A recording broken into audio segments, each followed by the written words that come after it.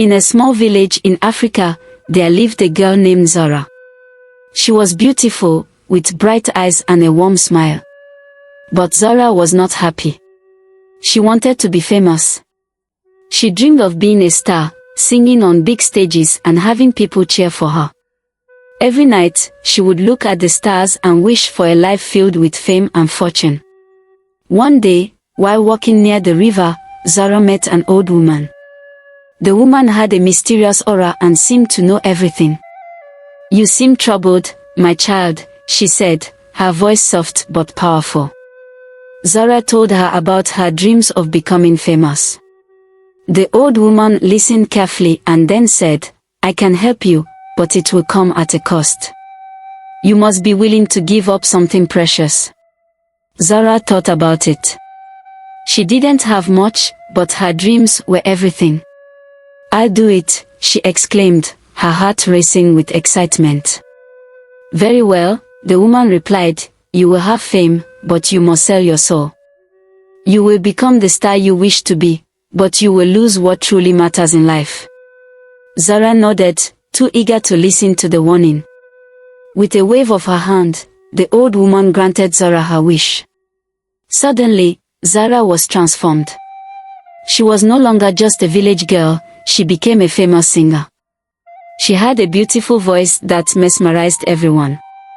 Her songs topped the charts, and she was invited to perform all over the country. At first, Zara was thrilled. She enjoyed the glamour of being a star. She wore fancy clothes, traveled in luxurious cars, and had people who adored her. But as time went on, she started to feel an emptiness inside her. She was always surrounded by people, yet she felt alone. Her friends from the village no longer recognized her. She stopped visiting them, too busy with her new life. She even forgot her family. The more famous she became, the more she lost touch with the people who truly cared for her.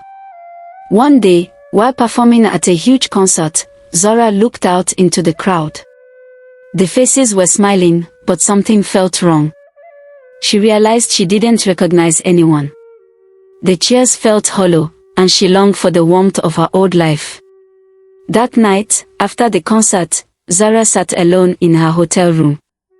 The glitz and glamour of fame surrounded her, but she felt trapped in a golden cage.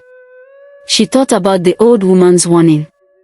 "What did I give up?" she whispered to herself. Determined to find the old woman, Zara returned to the river the next day. She called out, "Old woman, I need you." The river flowed gently, but there was no answer.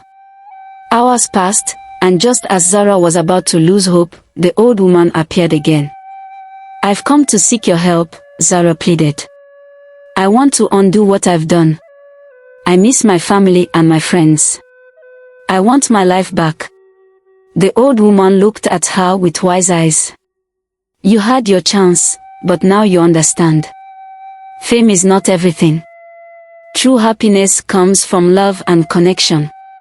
Zara fell to her knees. "Please, I will do anything. I don't want to be famous anymore. I want my soul back." The old woman smiled gently. "To reclaim your soul, you must show that you truly care. You must help others and find your way back to your roots." With a heavy heart, Zara agreed. She returned to her village, determined to make amends. She used her fame to help others. She organized concerts to raise money for schools and healthcare. She visited her old friends and supported them in their dreams. Slowly, Zara felt her spirit returning. She found joy in helping others and connecting with her community.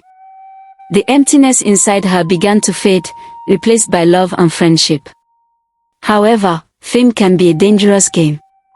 As Zara continued to rise in popularity, she felt the pressure to maintain her status. She began to neglect her health, attending endless parties and events. She thought she could handle it, but the toll on her body was significant. One night, after a particularly grueling concert, Zara collapsed in her dressing room. Despite the loud music and laughter outside, she felt utterly alone. She was rushed to the hospital, where doctors told her she needed rest. But Zara refused to stop.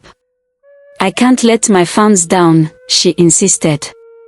As days turned into weeks, Zara pushed herself harder, determined to keep her fame alive. But her body couldn't take it anymore. One fateful evening, during a live performance, she felt dizzy and weak. As she reached the climax of her song, she collapsed on stage. The audience gasped, and paramedics rushed in. Zara was taken to the hospital again, but this time it was too late.